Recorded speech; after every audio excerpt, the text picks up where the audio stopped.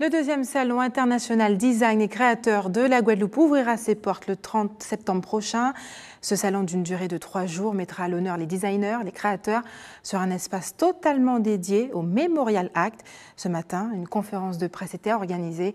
On regarde le reportage de Linda Kayarzi. 3 jours intenses pour des collections à couper le souffle.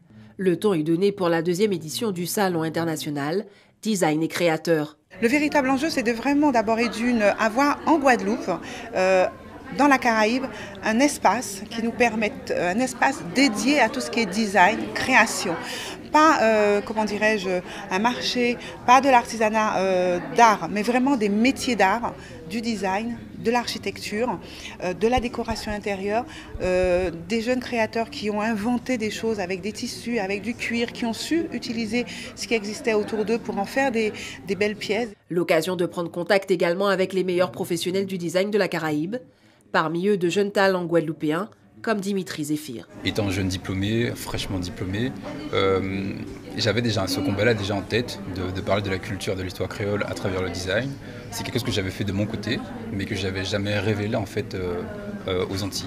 Et donc du coup, pour moi, parler des Antilles et d'être un aussi jeune parrain, c'était aussi une façon de démontrer en fait qu'il y a une jeunesse antillaise, créole, qui a des compétences, qui est une forme de richesse et surtout peut incarner le futur de la Guadeloupe et après bien sûr de le révéler en fait au monde. Cette année, le salon a pour thème une naissance d'un design créole, une thématique interrogative, fil rouge de 3 jours de rencontres et d'échanges. Le terme créole même, il est à revoir dans ce sens-là. Alors je ne sais pas encore comment le définir, alors je préfère parler de caribéen.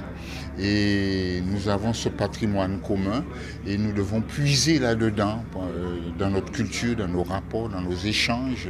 Un design caribéen qui va résonner dans un lieu incontournable de la Guadeloupe mais aussi du monde, le Memorial Act. La création est présente au Memorial Act et même la recréation, puisque nous interrogeons l'histoire, nous interrogeons les signes, les traces de l'histoire également, dans ce que ces traces nous concernent aujourd'hui.